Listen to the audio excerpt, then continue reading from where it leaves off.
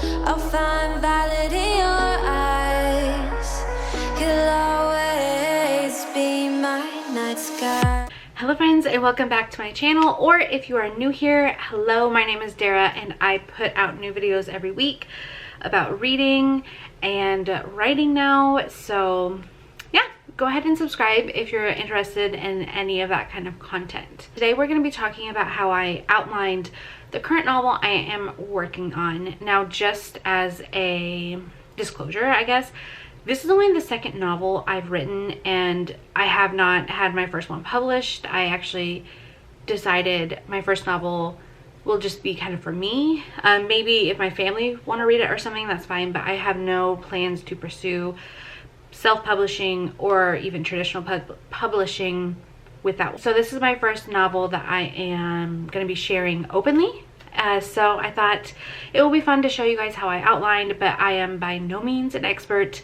If you are looking for someone who has done this multiple times and they know exactly what they're doing, that's not me. But if you're here just to get some tips or to see if my style of outlining works for you, then you are in the right place. First, to begin the outline, I took my idea. I had an idea. I picked out names. I am a very character-driven person. Personally, when I read, the characters have to be strong. Not the plot. I mean, the plot does too, but the characters are what makes or breaks a book for me. So I feel I write very character-driven, and I need a name. Like, I can't really start my book without any kind of name. And I feel like that's probably true for a lot of people, or maybe not. Maybe I'm just so stuck on it that I think it is. But yeah, so I always take my idea and I at least name the main characters. So in this one, there is the main character and then the love interest for the main character. And of course they each have like families, friends, and other things. But to start the outline, I just picked those two.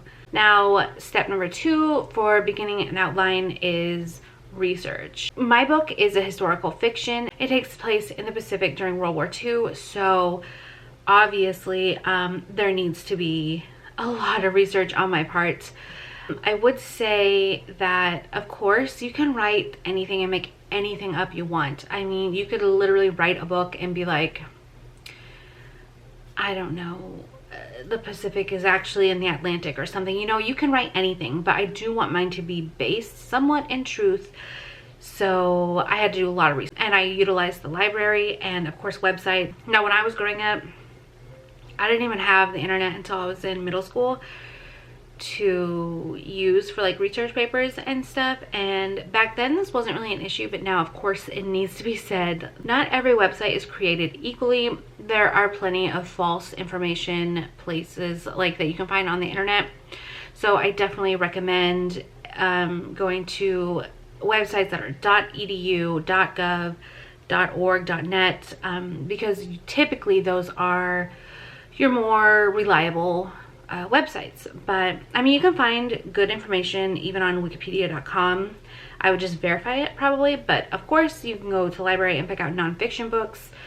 Those will always be true, at least at the time they were written. I guess if you found a book that said something, it could have been disproven later, but like that's another topic. I don't even know what I'm going on about. Since my book takes place during World War II, there is a plethora of information out there, which is a great thing.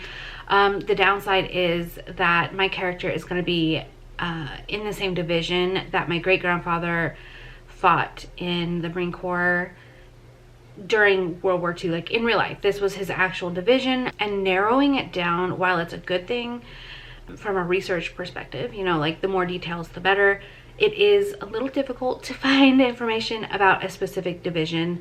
Record keeping was better in World War II than like previous wars, but it wasn't perfect. That is where I'm at. I have lots of World War II information available, but not exactly in his division, so I will be filling in a lot of. So your research may not be as intense as mine. Like maybe you just need to know a certain date, or like when, I don't know, like paper towels were invented or something, I don't know. Or you need to know some other minute detail. It's a quick Google search, very easy. So this step might not even take you any time at all. So you'll want to keep notes on your research, of course. I started with a regular notepad and it's all scratched up and all sorts of things. I mean, my research is literally like, I looked up the cost of movies in 1942. It's very, you know, like just random little details. So I started with that. And then my husband was so sweet and he brought me home an actual like bound notebook, and it's really nice. So I've been transferring all that into this as well. So the next step I did was make a timeline, and I did try online, but I hated it. I did not enjoy doing it online. The websites I found, I will link them below because some people prefer digital stuff. I'm just a paper kind of gal, and I think that got in my way. So I will leave those down below if you need to make a timeline to help keep your storyline or your character straight. Since mine is historical fiction and it's during the war, and my character is going from this base to that battlefield to this island, I decided I needed a timeline to reference while I was drafting. Like I said, I did not like the digital ones, and I just ended up making one. So I just took computer paper, cheap computer paper, and I did a big thick black line down the middle and then divided into months and the years and all that stuff. So for every month I spaced it out 3 inches, and now it's on my wall. So that works out really great. I will say my intention for this timeline was to show both the main characters, the one in the war and his beloved back at home, while they were living in different locations, because each of my chapters will switch perspectives, and I just wanted to see what was happening, you know, at the same time in separate locations.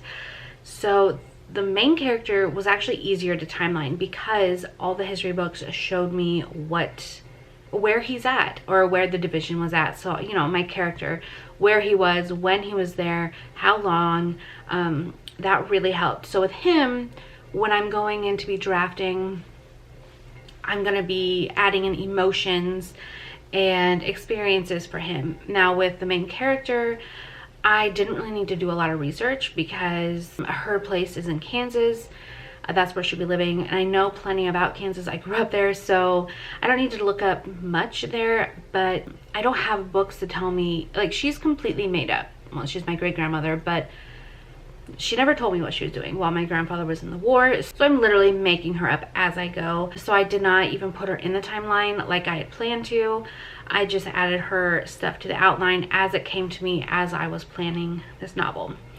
So now this is when I would actually do the outline. So as for the actual outline, I have done a lot of research on different outlining methods and what everyone uses, and I kind of just picked out like little aspects of everything to make it how I enjoy it.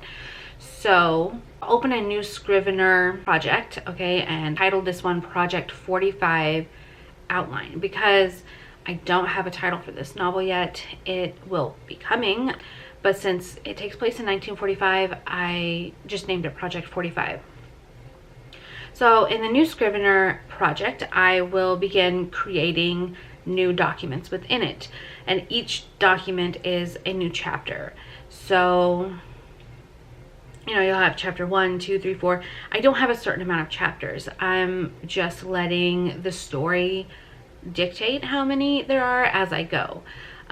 But I will say from here, I start putting in a short synopsis of what that chapter will be about.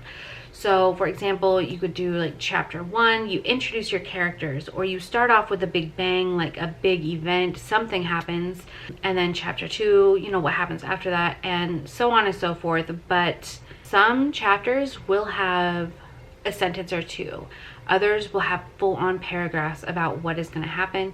And sometimes when I'm outlining, I will literally get so into it that I like little snippets of dialogue will even come, and I put that in my outline. Like, I don't worry about punctuation or anything of the sort. I just throw in anything that is coming to me, and then if I'm really stumped on a chapter, I would skip it and just move on to a next point in the story that I know, you know, what's going to happen.